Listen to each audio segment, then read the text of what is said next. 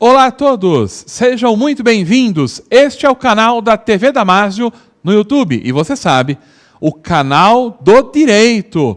Uma grande alegria, um prazer, uma satisfação tê-lo aqui conosco, mais uma vez, neste projeto de aulas especiais do Damásio Educacional. E hoje, alegria, satisfação, receber nosso professor para falar sobre um tema importantíssimo. O tema é níveis de formalidade na comunicação do advogado. Para tanto, satisfação, alegria receber aqui o nosso professor convidado de hoje, professor Átila Almada. Professor Átila, tudo bem?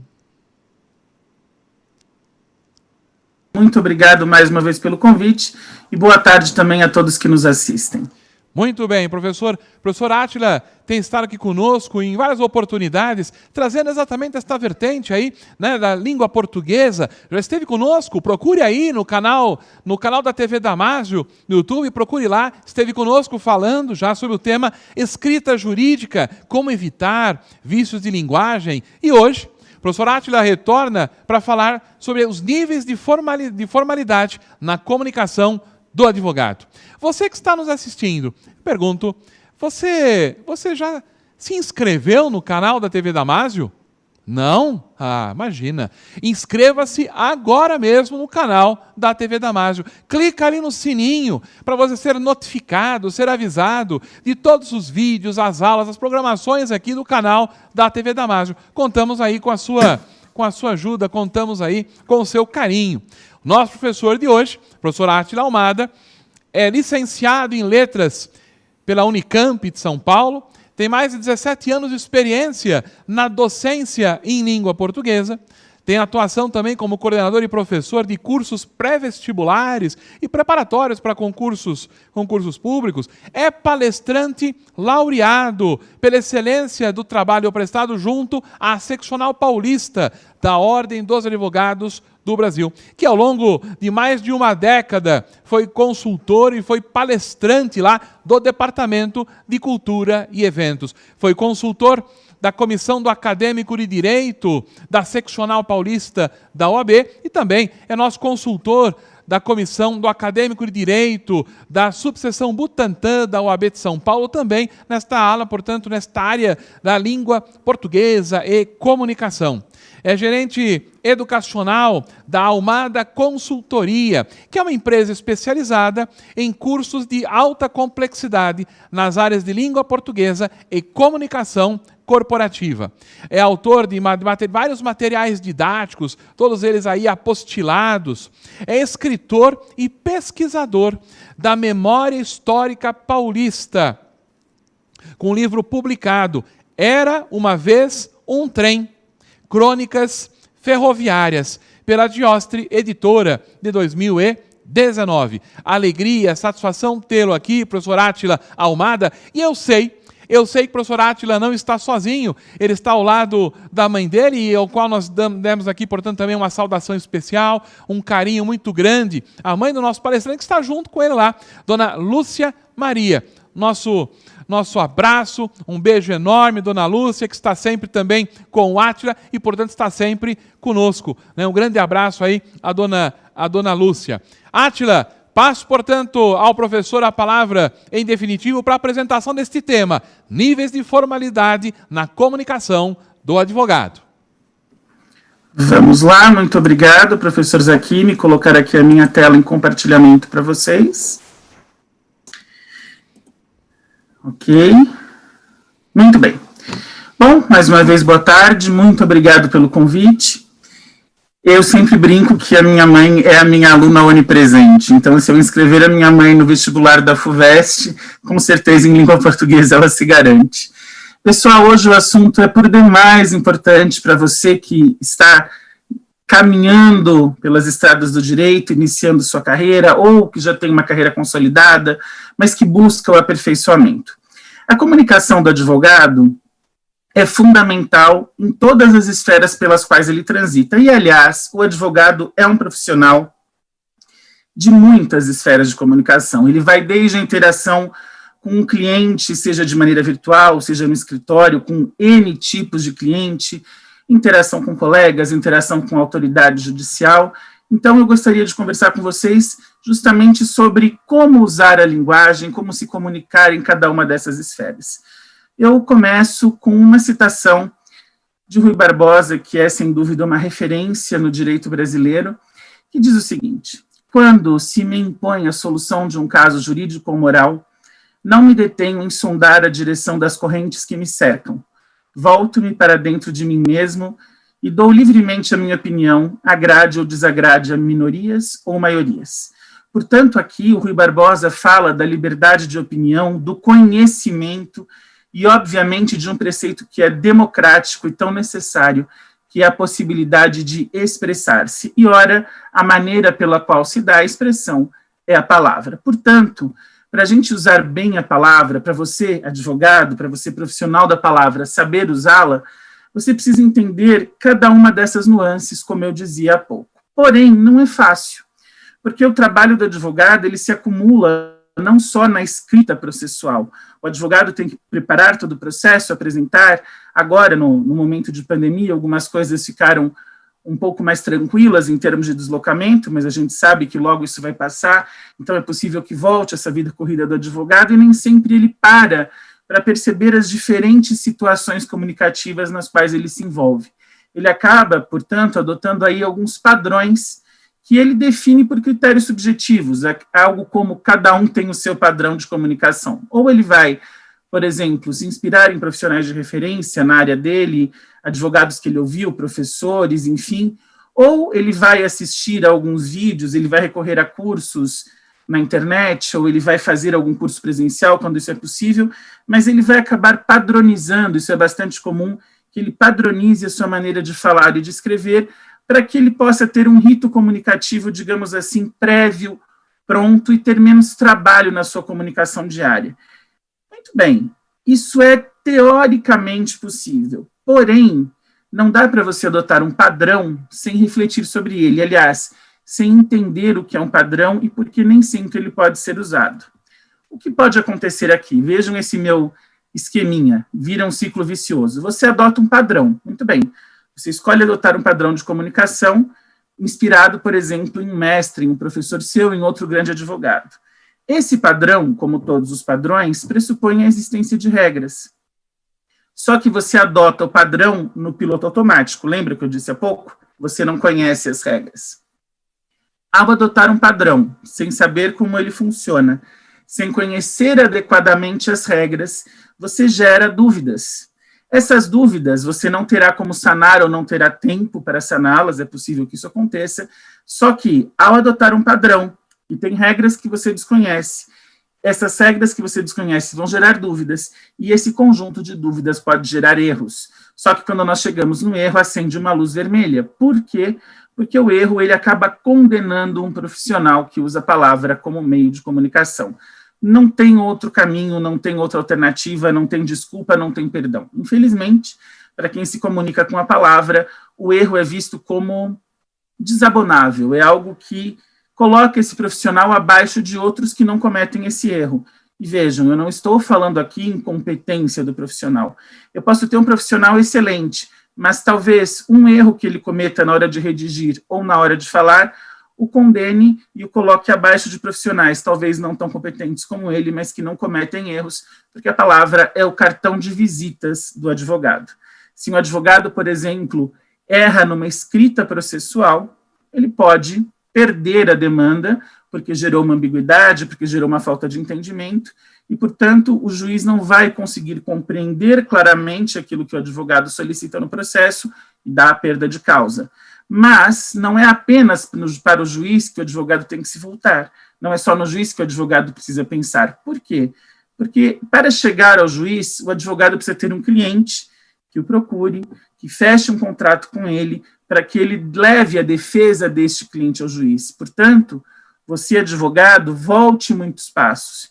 Pense que a sua primeira e mais eficiente comunicação precisa ser com um cliente que bateu a porta do seu escritório, com um cliente que lhe mandou uma mensagem, com quem você conversa eventualmente pelo WhatsApp, ou com quem você faz uma reunião pelo Zoom, por exemplo, ou com quem você se encontra em tempos de não pandemia para explicar do processo. Se o cliente não perceber não entender o que você diz, não perceber que pelas suas palavras, pela sua expressão, você, advogado, transmite confiança, se ele não sentir que você, pelo seu modo de falar, pelo seu modo de tratá-lo, é o profissional mais adequado, ele procura outro profissional e você perde aquele cliente e não chega nem à fase da escrita.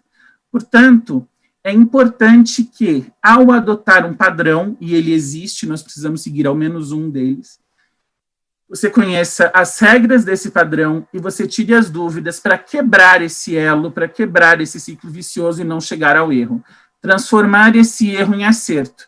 Então, esse erro que está em vermelho, colocar um outro azulzinho ali, acerto, e aí sim você tem um ciclo virtuoso e não um ciclo vicioso. Muito bem. Como nós podemos quebrar essa cadeia que leva ao erro? Primeiro, entendendo o que são padrões e conhecendo claramente como usá-los. Existe um padrão para a palavra? Claro que existe. Quando eu falo em linguagem verbal, comunicação por meio da palavra, e aí vale tanto para a comunicação escrita quanto para a comunicação oral, o padrão é a chamada variante formal. Variante formal, que você já deve ter ouvido com vários outros nomes, norma padrão, ou ainda se usa um nome do qual eu não gosto muito, que é norma culta. Por que eu não gosto do uso norma culta? Porque ele pressupõe que as outras maneiras de falar sejam incultas, e na verdade não são. Não dá para você definir culturas de certos lugares como melhores ou piores. Existe sim um padrão que se estabeleceu tempos atrás, mas não necessariamente porque era o padrão, digamos assim, mais bonito, e sim por outros fatores. Uma forma de comunicação, uma forma de linguagem se estabelece como padrão, porque as pessoas que utilizam aquela forma possivelmente detêm um poder ou social, ou econômico, ou político, ou os três, e estabelecem aquela forma. De qualquer maneira, essa forma, essa variante formal, a gramática que você aprendeu na escola, é o único padrão reconhecido para qualquer comunicação oficial dentro da língua portuguesa. Não existem outros. Existem invencionistas que bolam, que criam, que mirabolam, melhor dizendo, padrões de comunicação. Não existem padrões de comunicação dentro da língua portuguesa que não sejam o padrão da variante formal, o padrão reconhecido. Muletas, dicas funcionam em termos. É importante conhecer o padrão e não tentar estabelecer um outro. Porque, vejam, você vai dizer, o direito tem um padrão, mas existe um padrão de escrita no direito. Existe, é verdade, mas vamos com calma. Algumas áreas do conhecimento têm padrões próprios de escrita? Tem. Por exemplo, quando você vai escrever um trabalho científico, você tem ali uma sequência estabelecida, você tem um modelo. Quando você vai usar uma comunicação técnica, um memorando, um ofício, também há modelos. O direito, ele segue ritos, ele segue padrões de escrita? Sim. Mas, seja o padrão do direito, seja o padrão da comunicação oficial, seja o padrão do trabalho científico ou de qualquer outra área que você queira, nenhum desses padrões pode divergir das regras amplas da variante formal. Ou seja, o direito não pode adotar um padrão que fuja da gramática. A gramática, a variante formal, ela rege toda a comunicação em língua portuguesa. A língua portuguesa é maior do que apenas o direito, ou apenas o vocabulário técnico, ou apenas digamos ali, a engenharia, não importa. Usou a língua portuguesa, o maior padrão, o padrão mais amplo, é a variante formal. Portanto, não diga, mas no direito é assim, então está certo. Se no direito é assim e está errado, talvez a pessoa que use esse padrão errado desconheça a variante formal. Nós já falamos um pouquinho sobre esse desconhecimento, sobre esse erro, na aula de vícios de linguagem, que, como disse o professor Zaquimi, você pode assistir aqui pelo YouTube do Damásio. Muito bem, mas, para resumir, nenhum padrão pode divergir das regras amplas. Padrão gramatical. Aí você fala, bom, eu tenho dificuldades em gramática. Se você tem dificuldades em gramática, antes de nós passarmos aqui para o nosso exemplo, vale você voltar, consultar os manuais, ler textos, verificar questões e saber em que ponto da gramática está a sua dificuldade. Se você tem uma dificuldade em vocabulário, se você tem uma dificuldade em acentuação, em pontuação, em concordância, em regência, você precisa mensurar o seu tópico específico e resolvê-lo com estudos, exercícios, aulas, não apenas dizer, bom, eu tenho dificuldade em gramática, então por isso eu cometo erros, sempre fui e sempre serei assim. Gabriela não dá, eu nasci assim, eu cresci assim, vou ser sempre assim, não funciona, porque a escrita ela não perdoa o erro. A linguagem oral ela é um pouquinho mais tolerante, a escrita é menos, porque a escrita ela pressupõe um tempo de produção. Quando você tem um texto escrito e você entrega a alguém, você entrega a um cliente, você entrega a um juiz, o texto já é um produto, é algo que está pronto, é algo que você planejou, é algo que você arquitetou, que você escolheu palavras, que você combinou, que você buscou referências, e aí você entrega o texto. É como se você comprasse um produto em um mercado. Para que você chegue a ter, por exemplo, um sachê de molho de tomate, você teve várias coisas acontecendo ali. Alguém que plantou o tomate, alguém que fez o design da embalagem, e aí alguém que plantou os temperos, você junta tudo e você chega no produto final. O texto é o produto final. Só que o responsável pelas etapas de produção do texto, se o texto é seu, obviamente é você mesmo. Portanto, começando a falar pela escrita, né, começando a falar sobre a escrita, vale dizer que a escrita tem uma tolerância praticamente zero à divergência de padrão. Já fica, então, acertado aqui que, quando você, advogado, quando você, estudante de direito, vai se comunicar utilizando a linguagem escrita, a variante formal é obrigatória. Parênteses, ser obrigatória não significa que você tem que escrever de maneira erudita necessariamente, de maneira complexa. Se você não domina um amplo vocabulário, se você não domina a erudição das palavras, fique num campo que é mais seguro para você, desde que não haja o erro. A erudição, o domínio da linguagem de maneira mais profunda, ele vem com o tempo, ele vem com a leitura, ele vem com a prática. O que nós não podemos é chegar ao exemplo que eu vou mostrar para vocês. É um exemplo retirado de uma peça processual, obviamente por razões éticas, eu não vou colocar aqui nomes, né, os nomes foram retirados, mas é um exemplo da área de vocês, é um exemplo jurídico que foi apresentado no seguinte caso. Uma pessoa mandou instalar uma porta de madeira na sua casa e a porta caiu, supostamente por ataque de cupins. Muito bem. Essa pessoa tentou negociar com a empresa que instalou a porta, porque a empresa tinha dito que a porta tinha garantia contra cupins. Era uma porta de madeira que já era, como eles usam aqui, descupinizada.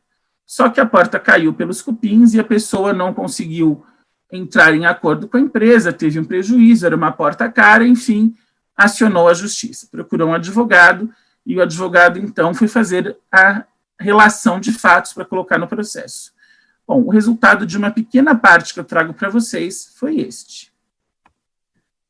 No dia 25/4/2015, o autor trouxe consigo uma barra de metal cuja qual pretendia usar para escorar a porta de sua residência em que morava com sua esposa, que havia caído em virtude de um ataque de cupins mortos por descupinizador mais tarde. Vejam que eu não consegui nem ler sem a pontuação, mas ele não usa pontuação nenhuma num trecho grande. Vou tentar de novo. O autor trouxe consigo uma barra de metal cuja qual pretendia usar para escorar a porta de sua residência em que morava com sua esposa, que havia caído em virtude de um ataque de cupins mortos por descupinizador mais tarde. Ufa! Já deu para ver que a pontuação mandou lembranças, mas está bem longe. E ele continua. Mais uma vez, um outro trecho grande, sem nenhuma pontuação. A única vírgula que ele usa em todo este trecho é uma vírgula depois da data. Segunda parte. Como o requerente havia pago para que a empresa requerida eliminasse a praga, sua sogra, inconformada com os furos, resolveu testar a porta que não suportou o peso da mulher de idade avançada e ruiu e caiu, por esse motivo escorou a porta com a barra de ferro. Vejam que, assim, salada mista, misturou dados, inclusive dados que nem precisavam estar aqui, além de vários erros. Vamos examinar por partes. Ele diz ali, o autor trouxe consigo uma barra de ferro. Ok, agora cuja, a qual, erro. Pronome relativo cujo, você usa apenas para indicação de posse. Por exemplo, a caneta cujo dono, desconheço, é vermelha. Por que cujo dono? Porque é o dono da caneta. Com um detalhe, o pronome já tem variação de gênero e número. Então, é cujo dono, e não cujo o dono. Certo? Aqui eu tenho indicação de posse? Não. Se eu não tenho indicação de posse, já tenho um erro no pronome. Portanto, certo seria dizer o autor trouxe consigo uma barra de metal com a qual pretendia escorar a porta, ou uma barra de metal que pretendia usar para escorar a porta de sua residência em que morava com sua esposa, mais um pronome relativo sem pontuação. Aí nós começamos a ter o problema de ambiguidade. Residência em que morava com sua esposa que havia caído em virtude de um ataque de cupins. Por conta desse que, colocado ao lado de esposa, da ausência de pontuação e de organização do texto, a essa altura eu já não sei mais se quem caiu por conta de um ataque de cupins foi a porta ou foi a esposa. Porque vejam, de novo, a formulação deste profissional do direito que escreveu esta peça. Residência em que morava com sua esposa que havia caído. Ora, parece que é a esposa que caiu e não a porta. Quer dizer, a esposa caiu em virtude de um ataque de cupins? Mortos por desculpinizador mais tarde. Ele deveria dizer aqui que esse desculpinizador não fazia parte, né, não deveria ter sido contratado, já que a porta, supostamente vendida a ele, aliás, supostamente tinha proteção contra cupins. Então, ele coloca o desculpinizador, mas não pontua que não havia necessidade, pelo menos em tese, porque quando ele comprou a porta, já havia essa garantia.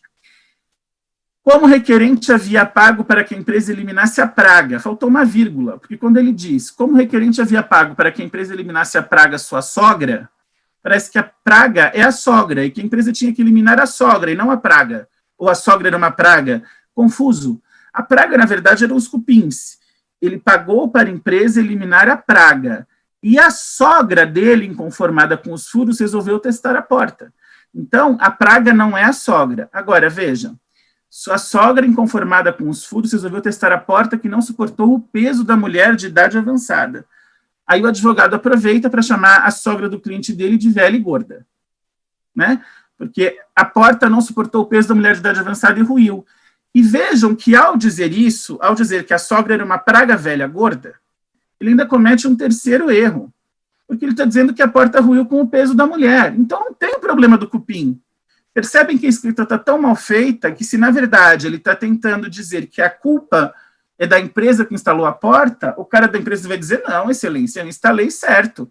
Agora, a minha porta não é encosto de mulher gorda. Olha, porque é isso que ele está dizendo. Ele está desrespeitando a sogra do cliente, dizendo que ele é uma praga velha gorda e que ela derrubou a porta. Ou seja, ele está dando na mão do oponente dele a vitória. E aí a porta ruiu e caiu, e por esse motivo escorou a porta com a barra de ferro. Eu já nem sei se quem escorou foi a sogra, foi a praga, foi a mulher, foi o autor. Virou uma grande bagunça.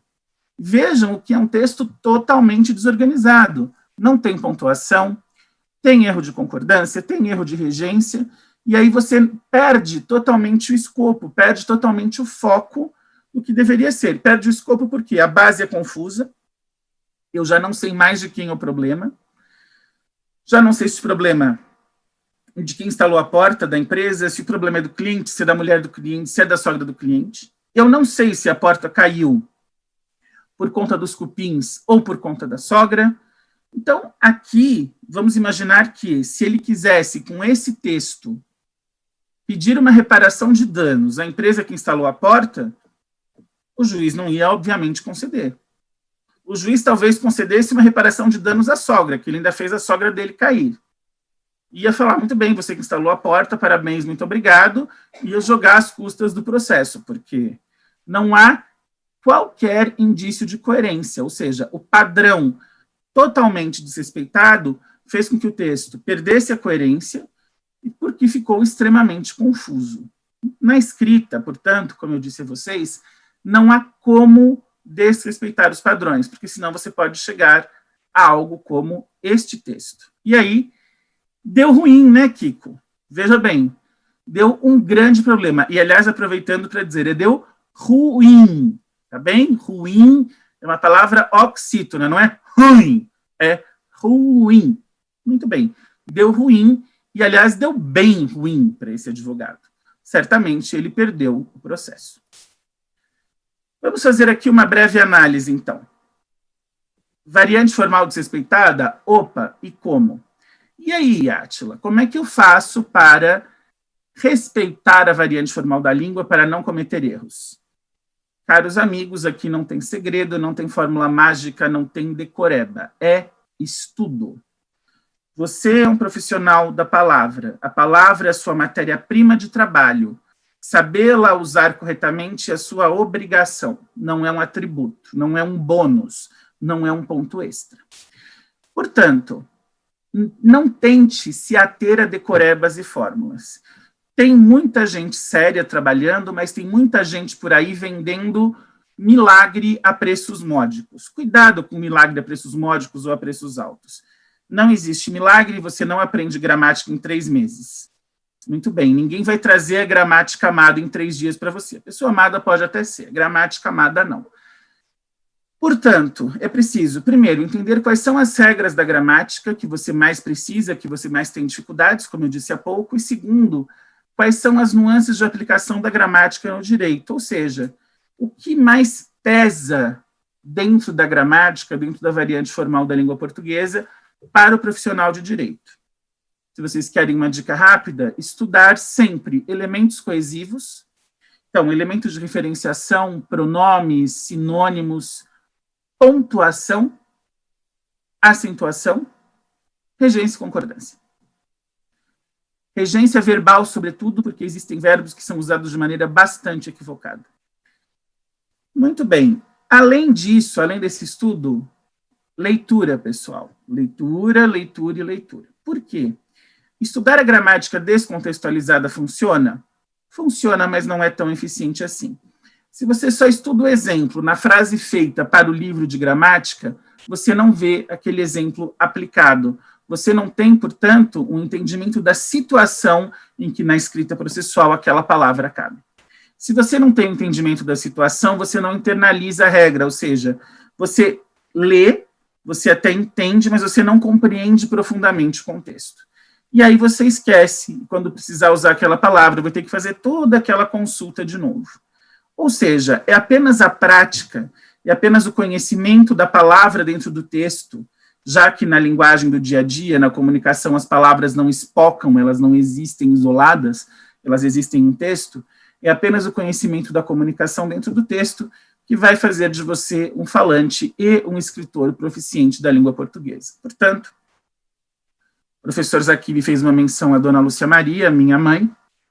Ela sempre dizia que não escreve aquele que não lê. Minha mãe, ela trabalhou muitos anos como bibliotecária, numa época em que você não tinha Google. Eu, quando era adolescente, não tinha São Google para me resolver. Eu tinha um trabalhinho de escola para fazer, vinha mamãe com 7, 8, 9 livros, e eu que lesse todos. Porque enquanto eu não lesse todos, eu não ia parar de fazer o trabalho. Então, é a consulta, são as múltiplas fontes, hoje muito mais facilitadas pela internet, desde que sejam fontes de qualidade, e desde que propiciem a você um conhecimento internalizado e prático.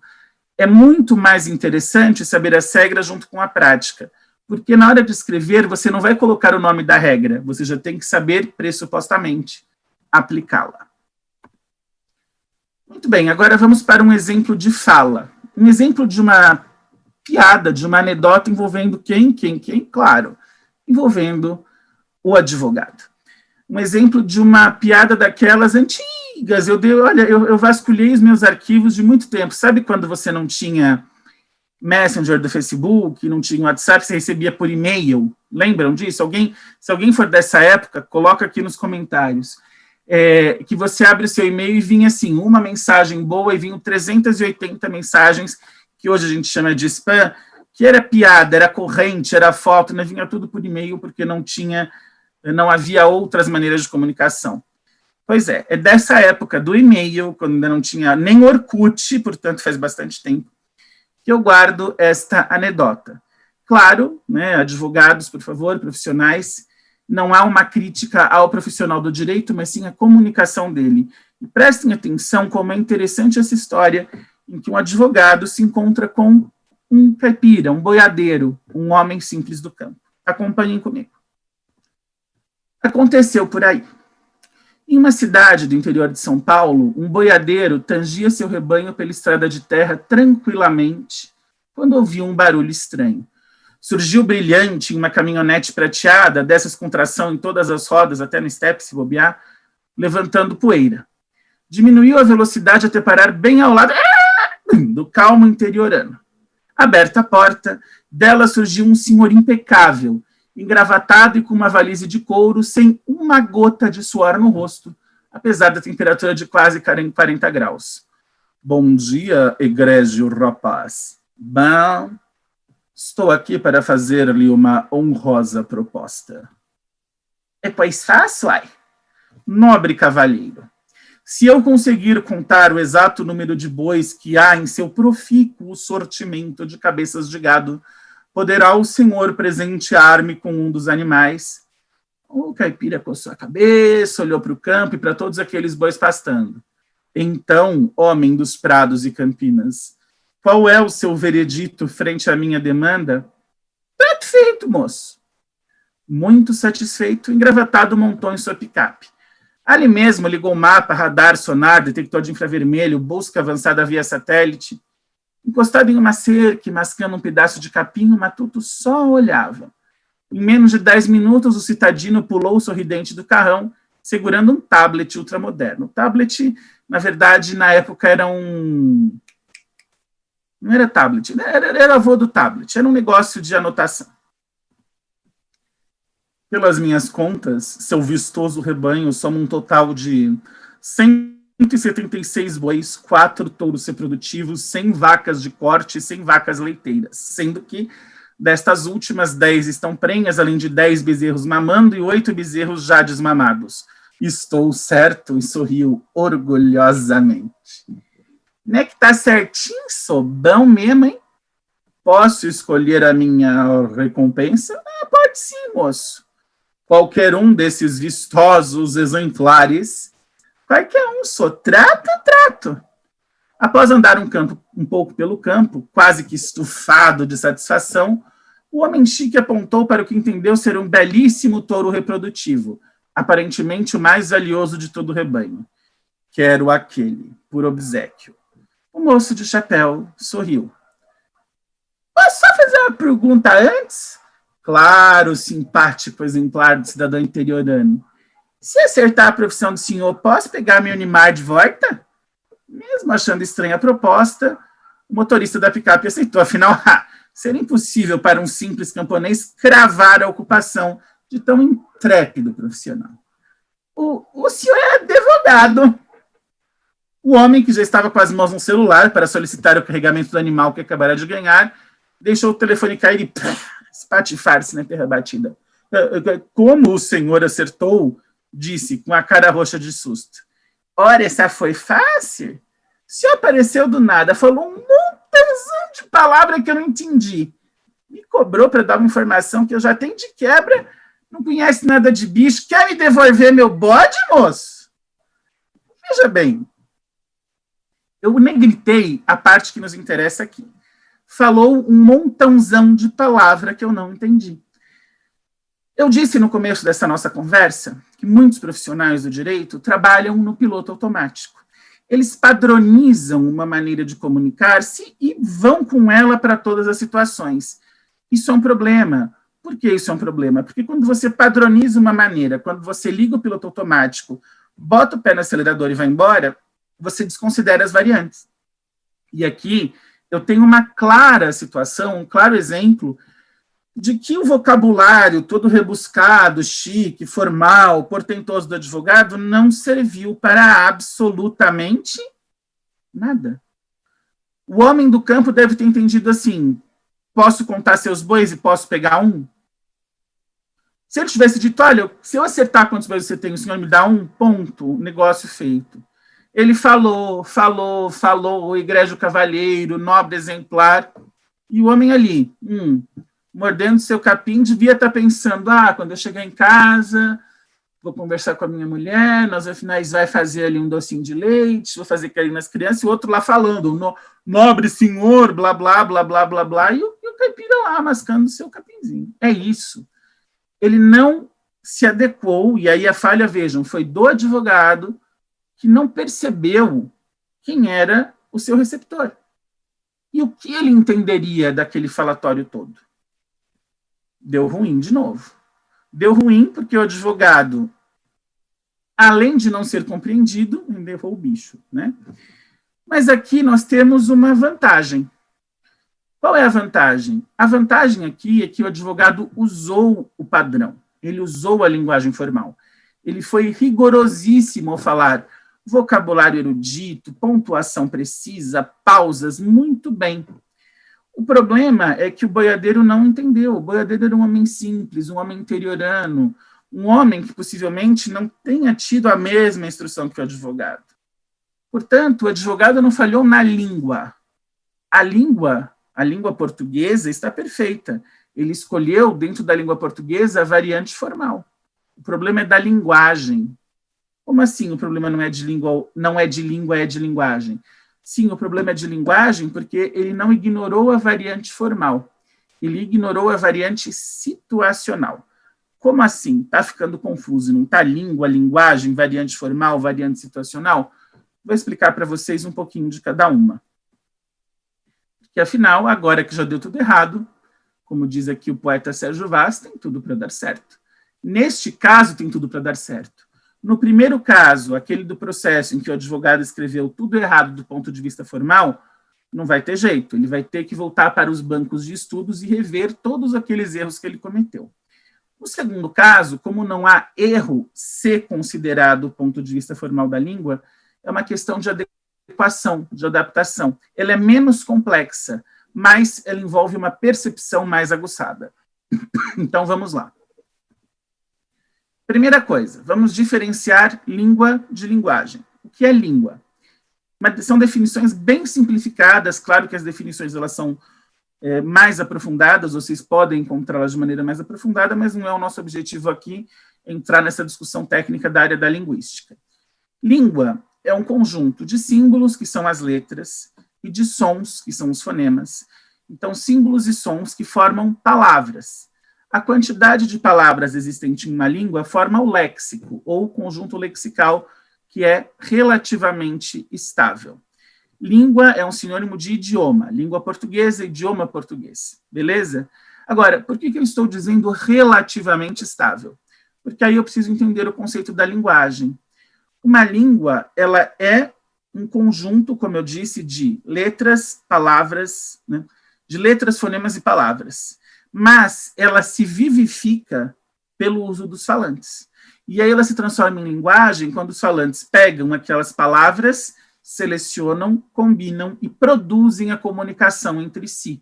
Produzem desde a interação diária num encontro de amigos num supermercado, num oi, tudo bem, até textos mais formais.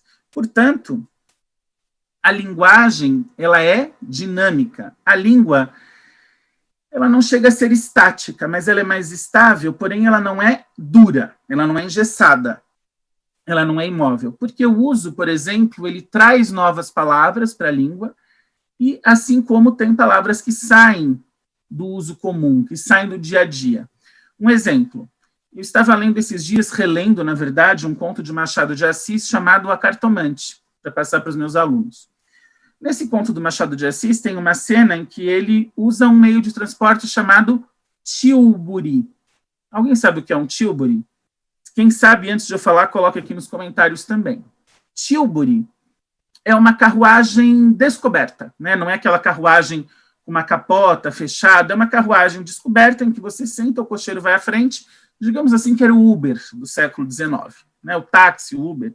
O táxi, aliás, era carruagem fechada, o tilbury, né, tinha um valor um pouco mais em conta, era o Uber do século XIX. Hoje você usa a palavra tilbury? Ora, claro que não. Por quê? Porque não existe mais, nas grandes cidades pelo menos, transporte com carruagens abertas puxadas a cavalo. Então, a mudança da tecnologia não fez com que a palavra deixasse de existir. Se você procurar no dicionário, você vai achar tilbury, mas fez com que ela saísse de uso. Por outro lado, por exemplo, na época de Machado de Assis, não existia computador. Portanto, o vocabulário ligado à informática, como o verbo deletar, que veio do inglês, não existia e não iria aparecer num texto de Machado de Assis, mas aparece agora. Então, as palavras, o léxico, ele se move à medida em que algumas palavras passam a ser usadas e outras caem em desuso. A linguagem do dia a dia que vai determinar isso, mas a linguagem é muito mais dinâmica, porque o mesmo falante ele se insere em várias situações de linguagem. Por exemplo, neste momento em que eu estou conversando com vocês, isto é uma aula, eu sou um professor, então eu estou usando uma linguagem mais formal dentro da minha profissão. Se algum dia a gente se encontrar e for sentar para tomar uma cerveja, nós vamos usar um outro registro de linguagem, inclusive eu. Eu não necessitarei, quando a gente for tomar uma cerveja, da formalidade, porque nós estaremos entre amigos em um outro contexto. Portanto, aqui nós já temos uma pista do erro que o advogado cometeu. Ele não estava numa sala de júri, ele não estava diante de um juiz, ele não estava diante de colegas. Ele não atinou para o fato de estar em um contexto informal, de estar no campo com um homem do campo. Ele conhece a língua, mas ele desconheceu a linguagem, ou ele não percebeu que ele deveria adaptar a linguagem para usar com aquele falante, já que a linguagem se pauta pela interação diária. Essa é a primeira noção. A outra noção importante é a noção das variantes, variante formal e variante situacional. A variante formal, ela diz respeito às regras gramaticais, é o que nós estávamos falando lá no texto escrito. Concordância, regência, acentuação, pontuação, ortografia, colocação pronominal, tudo que está na gramática normativa, variante formal.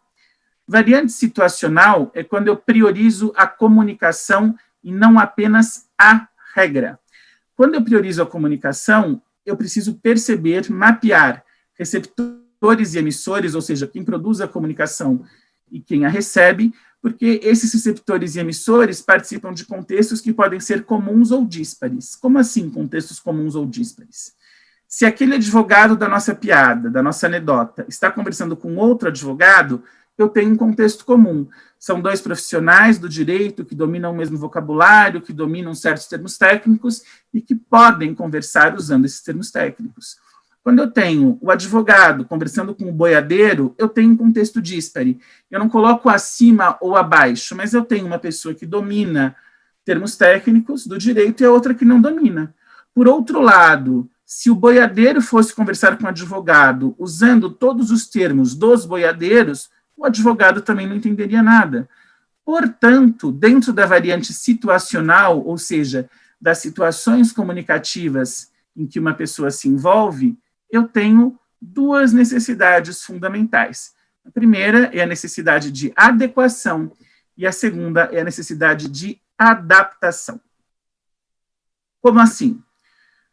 Vamos lá, o mesmo assunto. Vamos dizer que seja um homem que precisa, um fazendeiro, que teve a sua terra invadida por outro fazendeiro ou parte de sua terra, e ele precisa entrar na justiça para requerer de volta a parte que lhe pertence e que foi tomada por outro. Esse mesmo assunto, ele pode ser abordado de maneiras muito diferentes. Para a gente perceber qual pode ser essa abordagem, nós temos que lembrar, fundamentalmente, do emissor, do receptor e da mensagem. O emissor é quem produz a comunicação. No caso, o advogado. O receptor é quem a recebe, ou o alvo, também posso chamar de alvo. Se o meu receptor é o homem que chegou ao meu escritório, interiorano, dono de uma pequena área de terra, e foi invadida, eu não posso usar com esse interiorano um vocabulário de nível extremamente técnico, como eu usaria com o juiz, mas eu posso dizer a mesma coisa. Aí entra a questão da adaptação situacional. Eu não posso chegar para o interior e falar, olha, de acordo com o artigo, capítulo, inciso, ele não vai entender, ele não conhece o texto legal. É por isso que ele me procurou, porque se ele conhecesse, ele seria então advogado e ele mesmo se defenderia. Concorda comigo? Se ele procurou um profissional para fazer isso, é porque ele não domina esta ciência, a ciência do direito, ele não sabe, ele desconhece. Portanto, se o profissional do direito for se comunicar com alguém que desconhece a sua ciência, ele precisa adaptar a sua linguagem para que esse receptor entenda. A mensagem, o que se deseja comunicar, pode ser a mesma coisa. Eu preciso comunicar que aquele homem tem sim o direito de reaver a terra e quais as medidas podem ser tomadas. Eu digo isso de uma maneira mais simplificada, menos termos técnicos para o próprio homem, para o fazendeiro, mas vou dizer isso de maneira formal, técnica e ritualística, né, em etapas definidas para o juiz.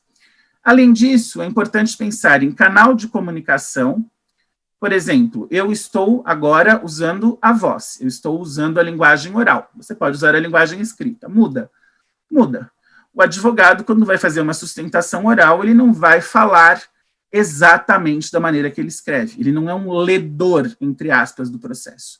Ele vai ter que usar argumentos, vai ter que usar ênfases, palavras que funcionam na linguagem oral e nem tanto na linguagem escrita, para que ele se comunique de maneira efetiva, ok?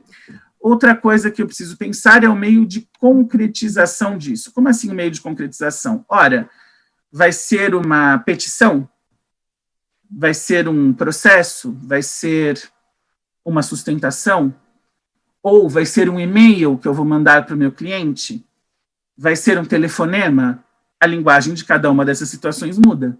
Uma mensagem de WhatsApp, eu digo de uma maneira mais curta, mais concisa, eu divido em partes. Um e-mail, o texto pode ser mais longo. Numa conversa por telefone, eu estou usando linguagem oral, então meu canal de comunicação mudou. E o nível de elaboração informacional, ou seja, que informações, que nível de informação eu posso dar sem comprometer a comunicação, sem comprometer o entendimento da pessoa. Então, isso é adequar-se, isso é adaptar-se, fazer essas verificações para garantir que a sua comunicação tenha sucesso, entendendo aqui que o sucesso não é necessariamente a linguagem formal, já que o advogado, frente ao caipira, frente ao camponês, utilizou a linguagem totalmente formal e não obteve sucesso. É fundamental conhecer o receptor. Isso vale para tudo. Um jornalista, por exemplo, se ele escreve para vários jornais, para vários meios de comunicação ou para vários sites, o mínimo que ele precisa saber, ou que ele precisa que forneçam a ele, é um mapeamento de quem são os leitores.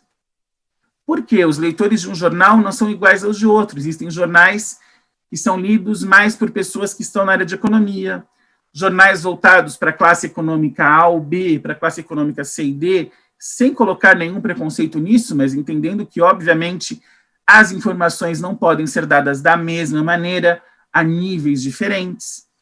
Um advogado, um professor. Imaginem que eu chegasse aqui para vocês e falasse tudo isso que eu estou dizendo em termos da área de linguística, em termos técnicos que eu aprendi na universidade. Bom, essa aula seria uma droga, vocês não entendem nada.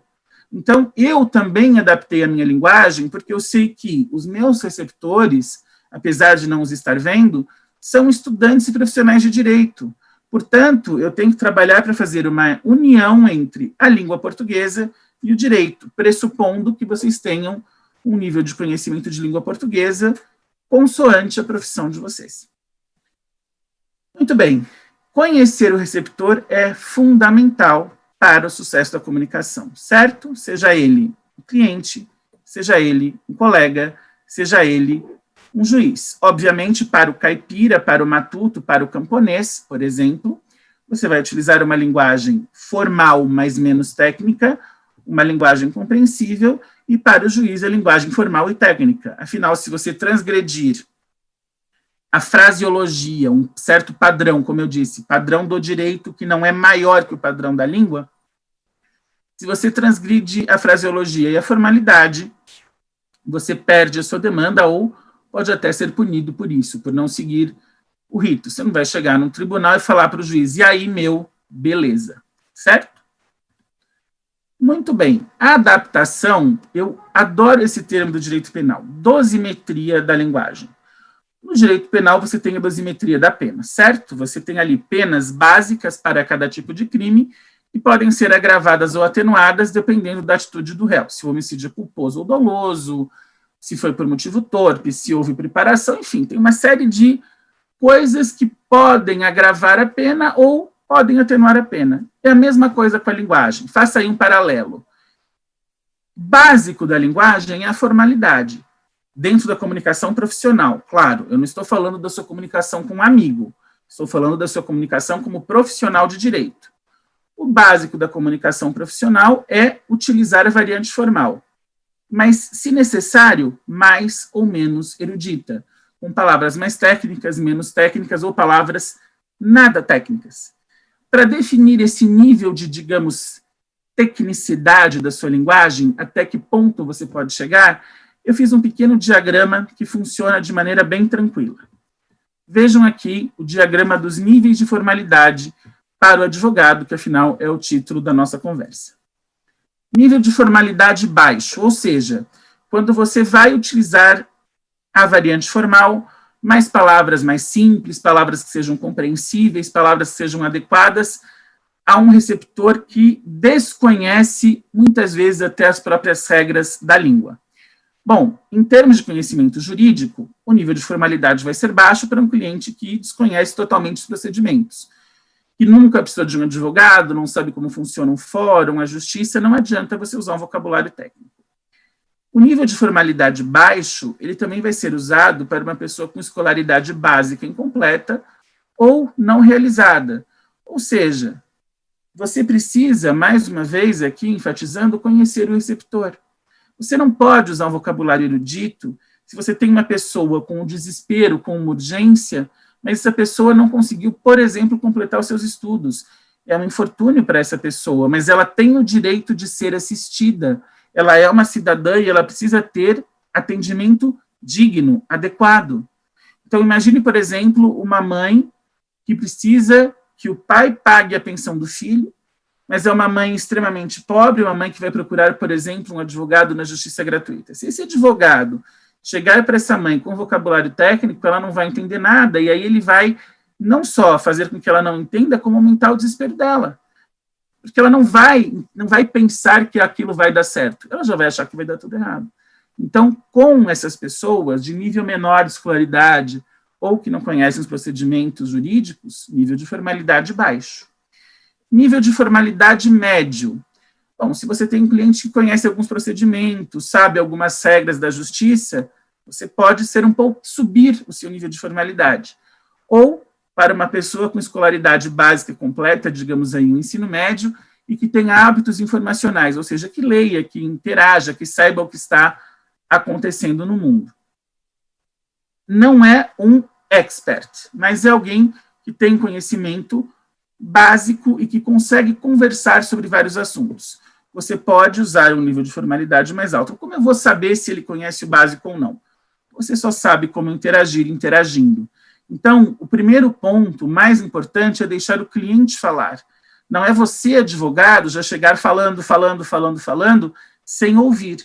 Ouvindo o cliente, ao perceber como ele entende o que ele está fazendo ali, como ele percebe a justiça, ou o caso dele, você vai mudando, você vai variando os seus níveis de formalidade. Por fim, o nível de formalidade alto, quando você tem um cliente que domina assuntos jurídicos, mesmo que não seja advogado, ou um advogado, um colega seu, ou autoridades judiciárias. Aí o nível de formalidade é o mais alto possível, se essa pessoa também tiver uma escolaridade superior completa e na sua área, ou na área do direito, ou na área que ela trabalha, conhecimentos consolidados. É garantia de que você vai ser sempre entendido? Não. Mas, por exemplo, se você usar um nível de formalidade alto para uma pessoa com um nível de escolaridade maior, mesmo que ela não entenda tudo, ela vai saber onde procurar, ela vai buscar, ela acaba conseguindo, de alguma maneira, aquela informação. Certo? Então, são esses os 3 níveis e aqui algumas dicas de como usá-los. Lembrando, claro, que como nós estamos falando aqui da interação profissional, você precisa verificar, antes de mais nada, esse contexto. A minha interação com a pessoa é profissional, ou seja, eu estou interagindo como professor Átila Almada, ou eu sou Átila, o amigo. Por quê? É muito comum, infelizmente, que alguns advogados, eles não percebam essa diferença. Eles exigem o tratamento formal, eles exigem ser o doutor fulano, a doutora fulana, mas eles não tratam os outros assim. Veja bem, se você, advogado, quer que eu o chame de doutor João ou de doutora Maria, você vai me chamar de professor Átila, porque eu também tenho uma formação e um título profissional. Você não vai conseguir que eu o chame de doutor João ou doutora Maria, você vai falar, e aí, Átila, tudo bem? Eu vou falar, e aí, João, tudo bem? Portanto, ao tratar das suas ocupações como advogado e da ocupação do outro, usar sempre os títulos e pronomes cabíveis, a menos que dispensados pela própria pessoa. Por exemplo, eu falo, olá, doutor João, você fala, olá, professor Átila. Eu falo, não precisa do professor, ok, mas quem deve recusar o tratamento mais formal é o outro. Se entrou um cliente no seu escritório, senhor, senhora, o que o senhor deseja. Deixe que a pessoa, como eu disse há pouco, o vá guiando. Ouça o que ela tem para dizer e veja por aí os níveis de formalidade, inclusive os níveis de tratamento.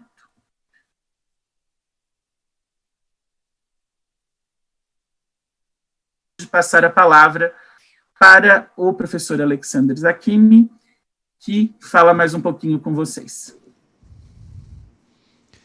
Muito bem.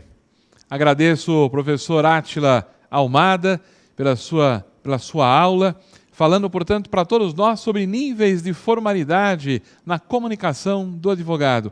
Agradeço, professor Átila, realmente foi muito didático, como eu já sabia, eu já esperava, portanto foi fantástico, foi muito didático. Agradeço mais uma vez a sua participação aqui conosco no canal da TV Damásio, o seu canal do direito no YouTube. Então, mais uma vez, quero só, agora, antes de concluirmos a nossa aula, passo para as suas considerações finais, professor Átila Almada. Vamos lá. Gostaria de falar um pouquinho do material da aula de hoje. Voltar aqui ao slide certinho. Pessoal, eu não sou um gênio da informática. Aliás, eu estou um pouquinho longe disso. Vamos lá? Bom, o material dessa aula pode ser disponibilizado para você, tanto dessa quanto da aula anterior, se você quiser. Preciso até dizer que eu tive alguns problemas de acesso com o Gmail, então, se por acaso você me mandou solicitação do material da aula anterior e eu não respondi, por favor, mande novamente. Algumas mensagens acabaram se perdendo, problemas com a hospedagem, mas eu posso mandar o conteúdo em PDF para você dessa aula, um belo resumo, sem nenhum custo. Você escreve para almada.consultoria, não se esqueça o ponto no meio, @gmail.com, informa seu nome e o assunto, ou níveis de linguagem na comunicação do advogado, ou vícios de linguagem, e eu mando esse resumo para você, tranquilamente. Queria falar também da Almada Consultoria. O professor Zakimi falou, né, no início, ele expôs aqui a minha empresa, que eu tenho uma empresa, de fato, eu sou gerente educacional da Almada Consultoria, e a Almada Consultoria, ela dispõe de apostilas digitais, bastante completas, sobre outros assuntos que não foram tratados aqui. Por exemplo, a ortografia da língua portuguesa é uma apostila muito interessante, que fala de todas as mudanças do Acordo de 2009, e que dá algumas dicas também para você lidar bem com ortografia sem cometer erros. Também uma apostila sobre clareza e concisão. Nós falamos um pouquinho de clareza e concisão aqui, mas, claro, nessa apostila de maneira muito mais aprofundada, voltada para textos escritos. E, além disso, nós realizamos palestras, realizamos cursos sob demanda. Você que tem uma empresa, você estudante, você que precisa de um serviço na área de língua portuguesa ou de comunicação corporativa, área de etiqueta, por exemplo, por favor, contate-nos. Podemos fazer a palestra presencialmente, seguindo, claro, todos os protocolos sanitários, ou fazer esse curso online com o maior prazer. A Almada Consultoria também faz revisão de trabalhos acadêmicos, seja revisão de língua portuguesa ou também revisão ABNT. Para isso, mais uma vez, almada.consultoria@gmail.com. E, por fim, meu livro, que o Dr. Zakimi também apresentou. O livro Era Uma Vez um Trem, Crônicas Ferroviárias Paulistas, editado em 2019. Fotos e textos meus, primeiro fruto de 15 anos de uma pesquisa memorialista, levante auditivo, iconográfico, transformados em crônica, numa linguagem acessível, sobre a história e a memória desse meio de transporte tão importante para o estado de São Paulo, que foi a ferrovia. Também pelo nosso e-mail você pode encomendar o livro. Da minha parte, agradeço muito a sua companhia, agradeço mais uma vez ao convite e ao professor Zakimi, que, como eu sempre digo, é mais do que um professor, para mim é um amigo, é um mestre, é um espelho, e é uma pessoa que acreditou em mim e que acredita há 14 anos, acredita em mim como profissional e que eu tenho a honra de conhecer. Professor Zakimi, muitíssimo obrigado, mais uma vez. Bondade. Muito obrigado, professor Átila, pelas suas palavras. Obrigado pela sua participação mais uma vez aqui nestas aulas especiais, né, do nosso Damásio Educacional, sendo veiculado aqui pela TV Damásio, seu canal do direito no YouTube. Uma grande satisfação, uma grande alegria tê-lo aqui. Eu posso te dizer, querido amigo Átila, quando eu pensei em trazer esses temas voltados justamente para a escrita jurídica, a questão, portanto, da comunicação do advogado, eu posso lhe afirmar com muita tranquilidade e com alegria, não pensei em outra pessoa para trazer senão você.